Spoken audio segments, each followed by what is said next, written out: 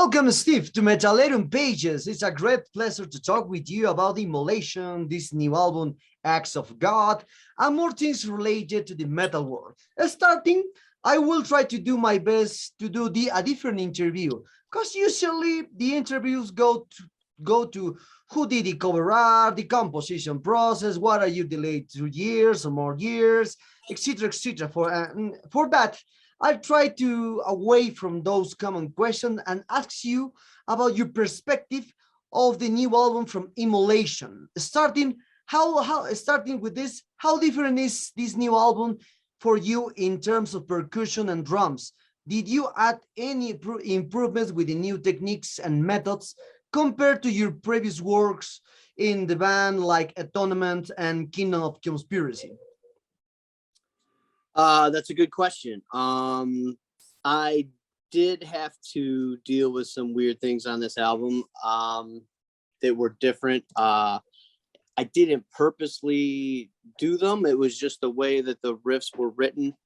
Some of them have some wide open spaces that I am not used to dealing with. And so I spent a lot of time trying to decide what was the most tasteful way to fill those spaces, you know what I mean? Without being too busy, without overplaying it and going crazy, you know? So that was new for me. I got to do that. I concentrated a lot of my cymbal work. I think I took a lot of the things that I've been doing with my hands on the cymbal patterns and stuff like that from the last couple releases, and I progressed it a little bit. Same thing with my fills and stuff like that too. It was good. I got to spend a lot of time on this album, you know what I mean? So I got to make things more exactly the way I wanted them. Okay. Because also within the last question, is it difficult for you to go further with your ideas when Robert Robert has almost most of the songs finished in his head? Because since the beginning, the guitar parts from Immolation are monstrosity. How do you improve his ideas to have your drums parts into the sound of Immolation?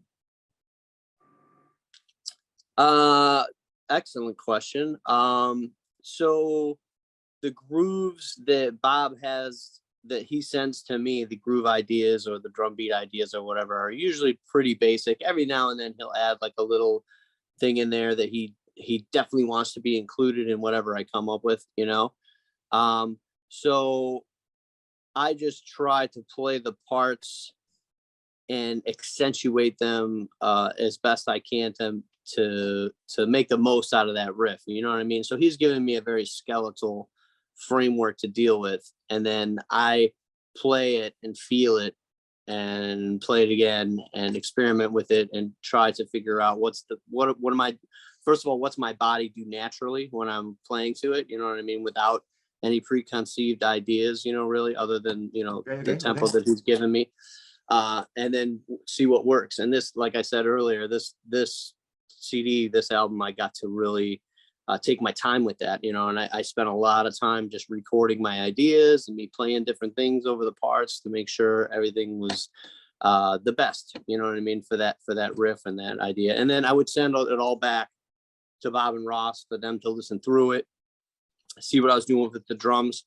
This time I actually sent them recordings and video of what I was doing, so they got to hear what I was doing, and then they got to visually see what my hands were doing. So, you know what I mean, they had a complete idea of what the drum beat was. So great to hear that, because it's really important that. So nowadays, one question that, as I try to relate with the others, nowadays the music is in general has divided opinions between those who prefer the most genuine music and other people who think that the more technology, the results will be better. So what do you think about the technology in the music and metal nowadays? Because a lot of bands try to do things like the machine, and other people gets lazy with the technology, especially talking about the drum parts. So, because for me, since harnessing in 2005 to do these acts of God, you always have a monstrosity sound in your drummer. Thank you. So I believe what you're asking me is, do I prefer bands that embrace technology and try to use it or do I like bands that go for a more organic approach? And honestly, I appreciate both. The bands that are using too much technology in the studio, that will always come out to me in their sound, so I can always hear, you know what I mean. And if my ear doesn't like it, then you know what I mean, they've done it either the wrong way or they've overdone it. But as long as it's it's still death metal as an art form, then that's fine, you know what I mean. For me, there's stuff that's too tech, musically, you know what I mean, like technique wise, there's stuff that's just too over the top for me, and it's not as enjoyable for me. I need more riffing in my metal or whatever. But whether it comes from an organic sounding place or a technical sounding place, I don't have any preference, and I listen to bands that do it both ways. I think Defeated Sanity has a very, very organic sound. You know what I mean? They're not like that super clicked out, digitalized type of a band. And I love them. Like I said, it's like my favorite. So. Okay. So relating this question, 2 years ago, I talked with Bobby Jasronbeck from Face Warning and more projects. And he told me that the drum machine can never play ghost notes, especially with the snare and mixing the jazz elements. So have you ever thought about putting these ghost elements on the snare drums for an Immolation album? Yeah, I play a ton of ghost notes, tons. Some of them don't come out as much in the mix as I'd like, but you're gonna see that live, you know what I mean. You'll even see it in the playthroughs. There's ghost notes there that maybe just don't peek out of the mix.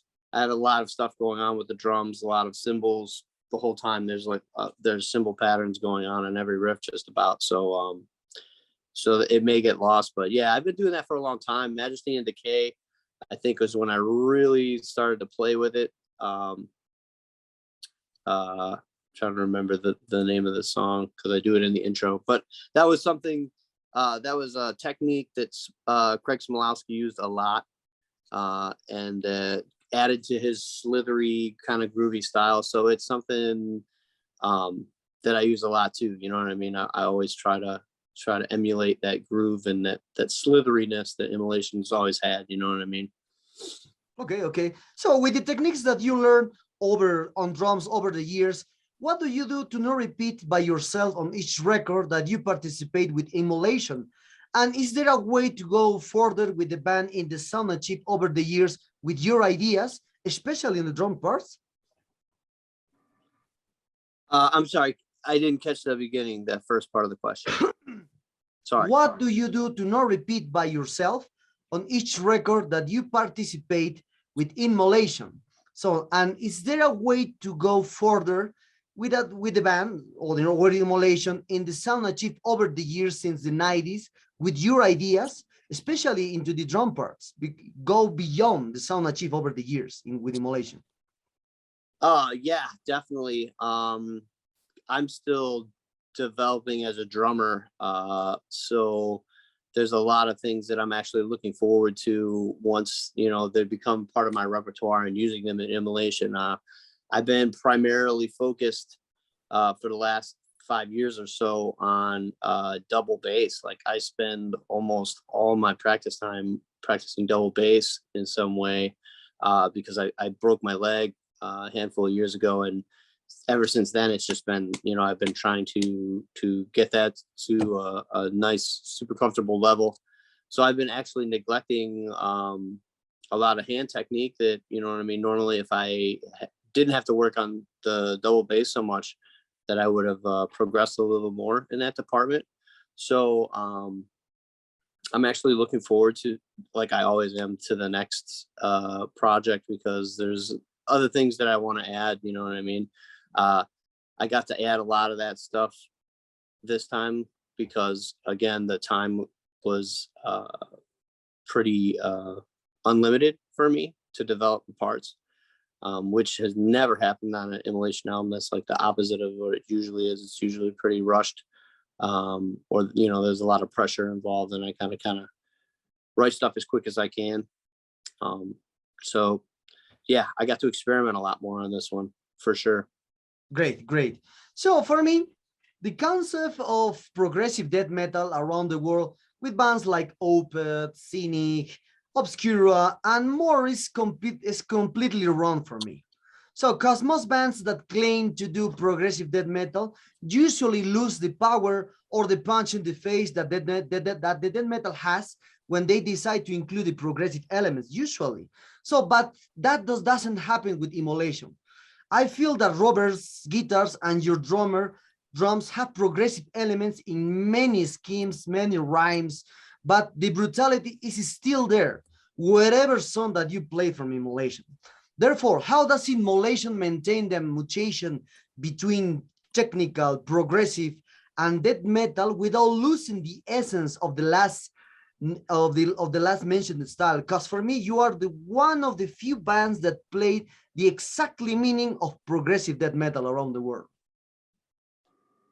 That's a good question. I guess the best answer for that is that Bob and Ross, those guys, they learn from all their mistakes, and they have done things in the past that they didn't think captured exactly what they wanted to be doing. I know their earlier days, like Failures for Gods and stuff like that, when they look back on that stuff, and even here and after, and some of the stuff off of Close, they look at it as a little too over the top, you know what I mean? So yeah, it's a little too techno, a little too progressive that way. And so they've taken cues from that. They've learned their lessons in that respect, you know what I mean? Because they'll play those songs live and they can see the reactions to different parts. And live is the cauldron where all this stuff is boiled off. So you get a feel for maybe a part is played too long, you know what I mean? I'm not going to mention anything specifically, but you know, there's been points of time where, you know, the part goes on too long, and yeah, he's developing stuff, but it just gets to be too long-winded. So, you know, they've taken all these lessons and put them together, and Bob just, Bob seems to be an endless wellspring for those types of riffs, you know what I mean? He just, it never fades. He's always coming up with quality, very inspired stuff, you know what I mean? There's nothing that's like a filler. There's not a whole lot of riffs in Immolation where you're like, oh, that could be anybody's riff, you know what I mean? It's usually pretty signature stuff. So yes. So yeah, we're lucky to have Bob behind the scenes doing his thing. And as far as the drums go, I've had to learn kind of a new style of drumming, or at least embrace a new style of drumming with this band than other bands, most of the other bands that I've been involved with, where you're playing a pattern, and maybe it's kind of a complex pattern, but you don't, usually it's not like a snare on the 2 and 4, you know what I mean? So it's an unorthodox pattern as far as the downbeats and the upbeats. And then it's repeated over and over in a cycle to kind of get this mechanical sound, almost like maybe a machine in a factory or something like that is going through a cycle that maybe it's even a little off. And that's not what I'm used to playing. It's not like a normal drum groove beat where you're going to fill every 2 or 4, you know what I mean? It's just like a totally different thing. So I've been able to try to express some progressive technique in that framework, and so it's not going to sound like a normal progressive thing like a death metal band, you know what I mean? It's not like super deep technique, but it's a progressive idea in that it's out of the ordinary, you know what I mean? So yes. That's why I told you, you are the few bands that represent that in exactly the meaning of progressive death metal since the first album to now. It's a very impressive way to do this kind of music. So now talking about the past, relating with my questions, you entered to Immolation lineup in 2003 and recorded Harnessing Ruin in 2005. but before you were Craig Smallowski and Alex Snanders on the drums. So for that, when you play live songs of the era of those drummers, what songs do you find the most difficult or challenging to play live from Immolation of the past drummers? And some of these songs teach you something new in techniques for new albums in Immolation. And what songs are it? Okay. I think I got all that. So they're both difficult to cover, and usually for different reasons. Craig Smallowski did a lot of stuff. Primarily, I'm thinking on Here and After. He did a lot of stuff that is really, really unorthodox. It sounds kind of weird, and sometimes it's hard to decipher exactly what it is that he did there. So doing that and making it sound the way he made it sound is I have to focus on that. You know what I mean? Like when I play those songs, I have to do what it sounds like he did there. You know what I mean? So there's been cases where I've thought that the drum beat went one way and it was totally a different way when Bob, was like, no, it's supposed to be going like this. And I'm like, really? It's because this is how it sounds. And they're like, yeah, no, that's just kind of how it came out, but it's supposed to be this way. And I'll play it that way and it just doesn't feel right because I'm playing it the old way and been hearing it that old way. So I've had to reach out to Craig actually on a couple parts and be like, hey, can you help me out with like exactly what you were doing here? Because I'm trying to do it and nothing I'm doing sounds quite that way. Like there's something else going on, and he's sent me videos or he'll, explain it to me. And it's always some weird thing, you know what I mean? That I would never in a million years occur to me, So in that way, especially Craig is sometimes hard to cover and it's hard to emulate some of the things that he did. But I have a great love for those old albums. And so I really, really concentrate on making it sound just the way he did it. Any little nuance, any little slow down, speed up, these kind of things that people remember after hearing those songs so many times over so many years. Super important. Alex, on the other hand, is hard to cover in a lot of cases because he was just super ferocious, fast. And so in that way, it's more physically demanding to cover some of his stuff, you know what I mean? So for instance, songs like Wolf Among the Flock. I don't know if you know that one from Unholy Cult. Okay. That's a burner. That's a ripper. Higher Coward. Those songs are just super athletic. So in that way, it makes it challenging to cover what Alex does when I have to do, his songs. So I take both of those elements and I always try to keep them in the front of my mind when I'm writing the stuff that I'm writing for the new stuff, because I was a big fan of the band, like I mentioned before I joined the band. So that style and that feel and that groove, that's super important to me. So I try to think about that all the time when I'm writing my parts and to preserve that, you know what I mean? Because most of all, I want it to sound like Immolation at the end of the day, Great to hear that. Great to hear, because Yeah. you are a great drummer, especially for me, because I'm a drummer too. And when I hear Craig, Alex, and you, wow, Immolation has a lot of great drummers into all career. So talking about the influence, so all artists starts with classic drummers from heavy metal, rock and roll, thrash metal stuff. From the when you was young, Yes. in the 80s, 90s, etc. But in some point, almost in some point of your life, on some part of your life, you saw an extreme metal drummer that changed everything, that motivated you to play death metal. So who was the drummer that motivated you play death metal? And in related to this, which are your top 5 drummers of all time, whatever style they play?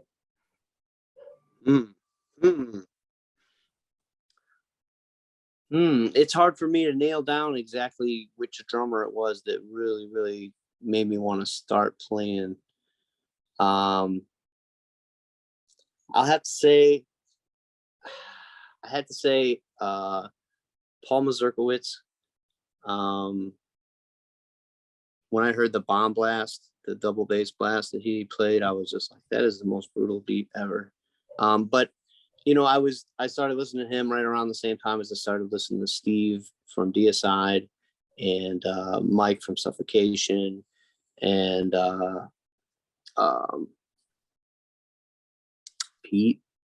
You know, that all happened for me at the same time because I had a friend that was nice enough to start to kind of indoctrinate me into death metal. You know what I mean? So Yeah. those guys. However, at that time, I was just getting out of high school and I was looking at going to college for music, for percussion. And it was a hard decision for me because at that point in time, death metal was really new. And like those were the primary drummers that I was listening to. So for me, it was still very barbaric way of playing. And I kind of felt like I wasn't sure if it would ever be considered legitimate, you know what I mean? Like a legitimate way of playing drums, a legitimate art form. And then I think it was 93, which was the year after I graduated, Gorgut's Erosion of Sanity came out. And I heard the drumming on that and I was like, this is it. This guy is doing like legitimate drumming, you know what I mean? Like high-end drumming, almost like you said, like progressive without being too progressive. And that sealed the deal for me. I was like, oh, this guy's, he's doing it. You know what I mean? It's just possible to do it in this medium and keep it brutal, you know, and not be too fancy. So that changed everything for me. I changed my mind that day and decided that this was what I was going to do. So I was going to, because I had a band here at home at the time that was doing well. So, you know, unfortunately I had to break it to my parents, but yeah. Shortly after that, I moved out of the country to the city with my band and started going at it. Okay. So talking about again of the past, you saw Immolation from outside. You are a fan when you start. Immolation starts the band. So when you saw for the first time Immolation, what word came to my mind at that time to think someday I wanna participate in Immolation as a drummer? I never thought that. Never. I never thought that. No. I mean, I used to practice drums to Dawn of Possession. Like I had like like 10, 12 CDs. Okay.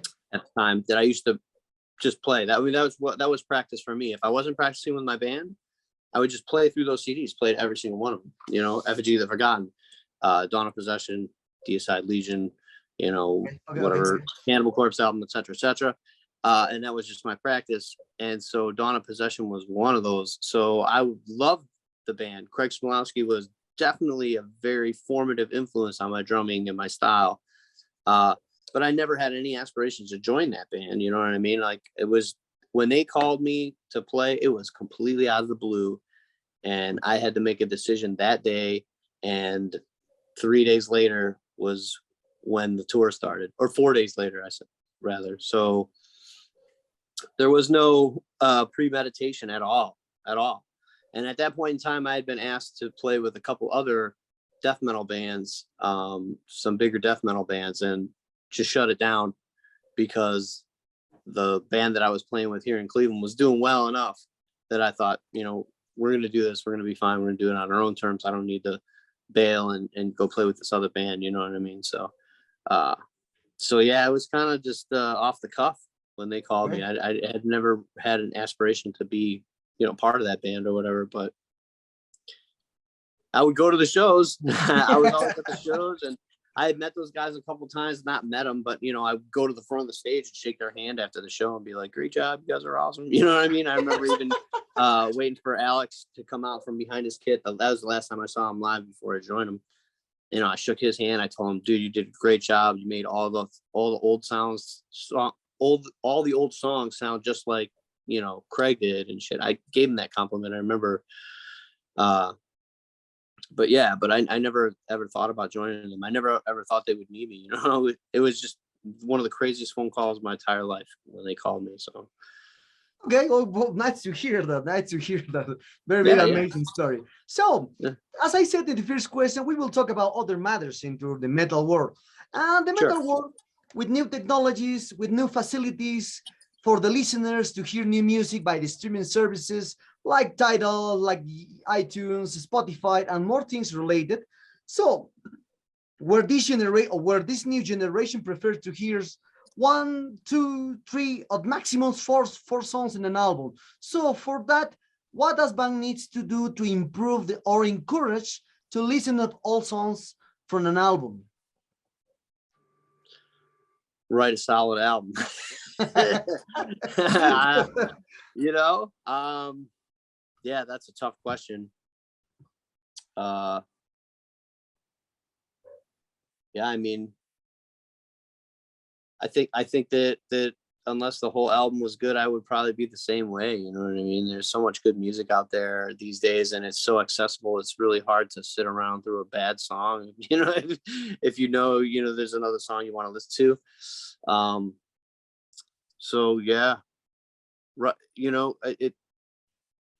There's certain bands and there's certain albums of that are just good from front to back. It's a package. When you listen to it as a package. You don't break it down as a song here or there. You know what I'm saying?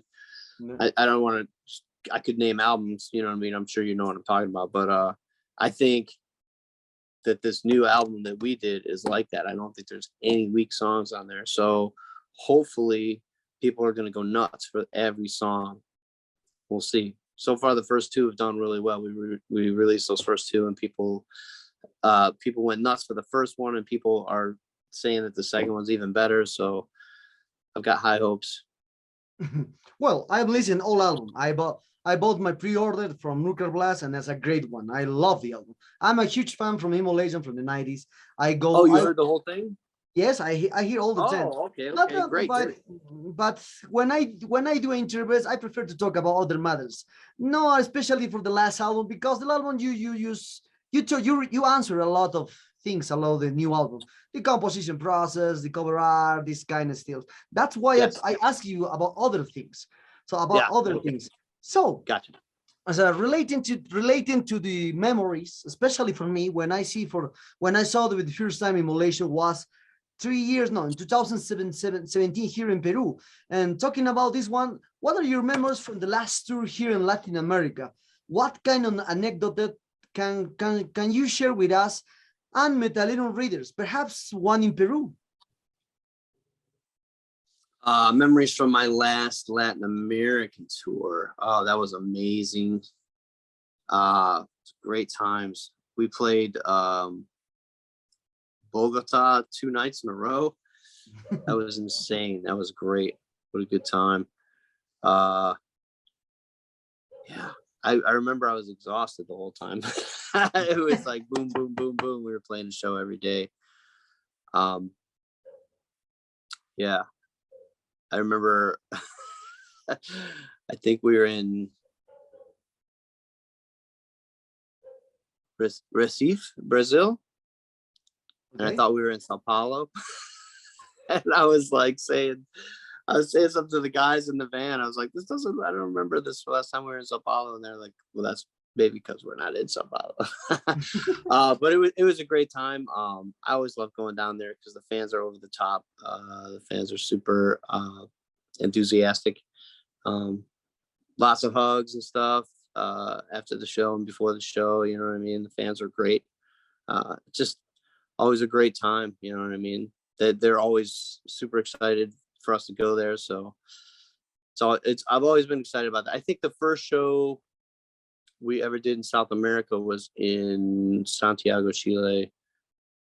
And ever since then, I've just been, anytime those guys want to go down there, I'm ready to go. Okay, nice to hear that. So you said about some songs from the Unholy Cult from Alex Hernandez. You have to do very athletic things to do. So when you warm up from a new presentation alive with Immolation, what methods do you use to keep warm, to keep athletic before your presentation, before you tour? Because I think No, I'm not. I think one choose when I think in one song, especially for Immolation, I think in all discography because I love it, and I said all songs are very difficult to play alive for me because I'm a drummer. I'm very difficult. So for you, so what kind of exercises or athletic things do you do to do a better performance into an Immolation concert? Okay. Every time there's I have like a stretching warm up routine that I do, and it takes me through all kinds of movements and stretches that I've just kind of built up over the years. Like every time I injure something, you know what I mean? I'm like, okay, I need to come up with a stretch to make sure I cover that, you know, if I haven't got one already, you know what I mean? So it's kind of grown over the years. But you know, it usually takes me about 25 minutes, and if I stretch it out, it can even go to like 40 minutes of just like stretching out, warming up every part. Like a cool one that I just started doing, I think over the last maybe year and a half, is I don't know if you know what a Bosu ball is. It's it's like a yoga ball, like picture like half of a yoga ball. Yeah. Okay. Is the bottom, and then there's a Okay. flat platform on the top. Okay. Yeah, so it's like a balance ball, you know. Okay. So yeah. So I get on that and I put my feet, you know, parallel, and then I'll tilt all the way to the floor each side, and I'll do that a bunch of times. But you have to keep your foot on that platform, so it's making your ankle flex side to side. Okay. And then the same thing forward to back. You just keep your heel, make sure the bottom of your shoe stays on that, and it warms your ankles up beautifully. It's awesome. So that's one other thing that I do. And then there's a couple drills that I do once I get on the kit, after I'm done with all the stretches and the warm-ups and stuff like that are really good to get you playing. And my favorite one is, I call it hand over foot. It's like an old Derek Roddy exercise, but it's just like you set your metronome. Okay. I think I usually start around 120, I think. And you're like right hand, left foot, right hand, left foot, right hand, left foot, right hand, left foot, you know, and you do that for a minute, and then you switch to left hand, right foot, left hand, right foot, left hand, right foot, left hand, right foot. Okay. And then you switch to foot first, then hand, and then I'll go left over left, right over right, and then, you know, switch it again to the feet over the hands. There's like a dozen different variations you can do with that, and then you finish with singles. And by the time you're done with that, which is like a 12-minute exercise, you're pretty warm. And it really, really, for me, locks in like the subdivisions for some reason. So like when I'm playing patterns on the feet or quick bursts, it's much tighter and even more evenly spaced right out of the gate. It's really good exercise. Great to hear that. Great to hear that, because you give me some advices. So yeah, sure. Well, we're very close to end this interview, and for this interview. And which are the future plans do you have that Immolation has for this new album when you release in this one? We're going to do a North American tour right away. We're gonna headline that starts the day the album comes out, February 18th. And that's about a month long. And then we have some other stuff planned here for North America later in the year as well. Okay. And we have 2 festivals, I think, that we're gonna announce here soon in Europe in the spring. And then European touring, I think, will resume in 2023. That's the plan. But there's nothing cemented right now, but that's the plan. You know what I mean? That's kind of been something we've had on the back burner, just kind of watching the situation over there. And now it's looking like 2023 would be the time to do that, but nothing concrete yet. Okay. So, well, Steve, it was a pleasure to talk with you. I hope you enjoyed this interview as I did, and thank you very much for your time. The new album is a great one, as usually. I did, as I told you, I did my pre-order as a fan from Immolation since the 80s. Any last words from your fans here in Latin America that expect another tour, another full tour here in Latin America and Metallica readers? Yeah. Like I said, I had a blast. Last time we were down there. I've had a blast every time I come down there. I look forward to visiting and exploring more in South and Central America as soon as possible. I'm hoping that some doors are open soon for that to be available to us. I'm sure we will for this album. So looking forward to sharing the music with you guys soon. Thank you. Okay. Thank you very much, Steve.